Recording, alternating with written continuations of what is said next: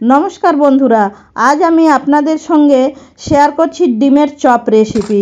এভাবে মুচমুচে ক্রিস্পি কীভাবে তৈরি করবেন ডিমের চপ, আমি ঠিক যেভাবে বলছি আপনারা ঠিক সেভাবেই তৈরি করে নিতে পারবেন খুব সহজেই। তার জন্য আমি 3টে ডিম আর 3টে আলু ছুলে রেখেছি। এবার এগুলো সেদ্ধ করে নিব। আমি একটা পাত্রে ডিম আলুগুলো সিদ্ধ বসিয়ে দিয়েছি, 15 মিনিট ধরে সিদ্ধ করে নিয়েছি, তুলে রাখলাম। এবার ওই পাত্রেই আমি ডিম বসিয়ে দিলাম। ডিমটা 10 মিনিট ধরে আমি সেদ্ধ করে নিয়েছি, ডিমটাও সেদ্ধ হয়ে গেছে, তুলে রাখলাম। এবার আমি ডিমটার খোসা এবার ছাড়িয়ে দেখিয়ে দিচ্ছি। এভাবে আমি ডিমের খোসাগুলো সব ছাড়িয়ে নিয়েছি এবং ছুরির সাহায্যে হাফ করে চপের জন্য কেটে নিয়েছি। এভাবে আমি সব ডিমগুলো কেটে রাখলাম। এবার একটা মশলা তৈরি করছি পুরের জন্য। তার জন্য 2টো শুকনো লঙ্কা, 2টো এলাচ আর একটা হাফ দিয়েছি দারচিনি, আর 1 চামচ গোটা ধনে আর হাফ চামচ জিরে ভেজে তুলে রেখেছি। আর অন্যদিকে আমি পুরের জন্য কড়াই বসিয়ে সরষের তেল দিয়েছি, তার মধ্যে আমি কুচিয়ে রাখা রসুন দিয়েছি। রসুন দিয়ে কয়েক সেকেন্ড নাড়াচাড়া করে আগে থেকে কুচিয়ে রাখা পেঁয়াজ আর কুচিয়ে রাখা লঙ্কা দিয়ে দিলাম। যে যেরকম লঙ্কা পছন্দ করো সে সেরকম দেবে। এবার 2-3 মিনিট আমি ভালো করে ভেজে নিচ্ছি। সরষের তেলেই পুরটা তৈরি করলে চপটা খেতে ভালো লাগে, তাই আমি সরষের তেলেই করে নিচ্ছি। অনেকেই সাদা তেলেও পুরটা করতে পারো।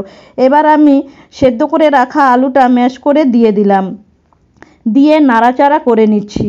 এর মধ্যে পরিমাণ মতো লবণ দিয়ে দিলাম, দিয়ে ভালো করে আমি মিশিয়ে নেব। এবার গুঁড়ো মশলাগুলো হাফ চামচের কম হলুদ গুঁড়ো, হাফ চামচ লঙ্কা গুঁড়ো আর হাফ চামচ জিরে গুঁড়ো দিয়ে ভালো করে সমস্ত গুঁড়ো মশলা দিয়ে মিশিয়ে নিচ্ছি। এবার 2-3 মিনিট ভালো করে মিশিয়ে নিচ্ছি। আমার চ্যানেলে নতুন হয়ে থাকলে চ্যানেলটি সাবস্ক্রাইব করবে আর পাশে থাকা বেল আইকনটি প্রেস করে রাখবে, যাতে নতুন ভিডিও ছাড়া মাত্র সবার আগে পৌঁছে যায়। এবার 1 চামচ আমি চাট মশলা দিয়ে দিলাম। চাট মশলাটা দিয়েও আমি ভালো করে নেড়ে চেড়ে নিচ্ছি। এবার একটু চিলি ফ্লেক্স আর যে ভাজা মশলাটা করেছিলাম সেই ভাজা মশলাটা গুঁড়ো করে দিয়ে দিলাম, দিয়ে আমি আরও 2-3 মিনিট ভালো করে মিশিয়ে নিচ্ছি।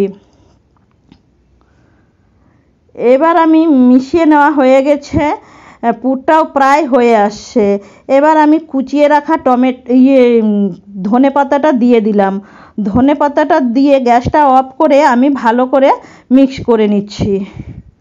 আলুর পুর আমার রেডি হয়ে গেছে। এবার আমি একটা প্লেটে তুলে নিচ্ছি, এটা ঠান্ডা করে রাখবো। এবার যে ডিমগুলো চপের জন্য ফাটিয়ে রেখেছিলাম সেগুলো নিয়ে অল্প করে আমি লবণ আর অল্প করে লঙ্কা গুঁড়ো দিয়ে দিলাম, যাতে টেস্টটা ভালো হয়। আর এদিকে ব্যাটার একটা তৈরি করে নিচ্ছি। 1 চামচ ময়দা, 1 চামচ কর্নফ্লাওয়ার আর সামান্য লবণ দিয়ে মিক্স করে নিয়ে এবার অল্প অল্প জল দিয়ে ব্যাটারটা তৈরি করে নিচ্ছি। কারণ ডিমের চপটা তৈরি করার সময় ব্যাটারটা লাগবে, ওই জন্যই আমি ব্যাটারটা তৈরি করে নিলাম, কোটিংয়ের সময় লাগবে। অন্যদিকে আমি ব্যাটারটা রেখে দেখুন পুরটা ঠান্ডা হয়ে গেছে। পুরটা আমি হাতের তালুতে বেশ চেপে চেপে নিচ্ছি। আর ডিম যে ফাটিয়ে রেখেছিলাম চপের জন্য সেই একটা করে ফাটানো ডিমগুলো নিয়ে আলুর যে পুরটা দিয়ে আমি ভালো করে চেপে চেপে ঢেকে দিচ্ছি ডিমটা। এভাবে আমি চপগুলো এরকম করে নিচ্ছি। এই চপটা আমি সম্পূর্ণ ডিমের চপগুলো তৈরি করা হয়ে গেছে। এদিকে কোটিংয়ের জন্য আমি পাউরুটির গুঁড়ো নিয়েছি, তার মধ্যে সামান্য লবণ দিয়ে দিলাম, লবণ দিয়ে ভালো করে মিক্স করে রেখে নিলাম। এবার একটা করে চপগুলো নিয়ে প্রথমে ফার্স্ট কোট করে নিচ্ছি, তারপরে আমি ব্যাটারে ডুবিয়ে দিচ্ছি, ডুবিয়ে নিয়ে এবার সেকেন্ড কোট করে নিচ্ছি। অনেকে ডিম দিয়েও ব্যাটারটা তৈরি করতে পারো, কিন্তু ডিম দিলে ভাজার সময় তেলটা ফেনা হয়ে যায়, তাই আমি ডিম ছাড়াই ব্যাটারটা করে নিলাম। এভাবে আমি সমস্ত চপগুলোকে করে নিলাম। এটা একদম দোকানের মতো লাগবে খেতে, তাই আমি ডবল কোট করে নিয়েছি। এবার তেল প্রথমে হাই হিট করে 1 মিনিট আমি হাই হিটে ভেজে নেব, তারপরে আমি লো হিট করে দিয়েছি 1 মিনিট পরে। এরকম আমি লাল লাল করে 5 থেকে 6 মিনিট ধরে আমি ভেজে নেব।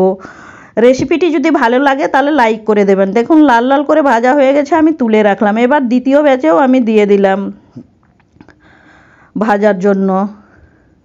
আশা করি রেসিপিটি আপনাদের ভালো লাগবে। আর ভালো লাগলে অবশ্যই বাড়িতে এই ডিমের চপটি করে দেখবেন, দোকানের থেকেও আপনাদের ভালো লাগবে।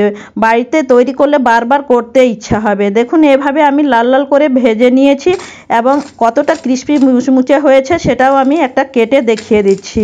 এটা বিকেলে টিফিনে বা চায়ের সঙ্গে খেতে পারো। ভালো থাকবেন, সুস্থ থাকবেন, ধন্যবাদ।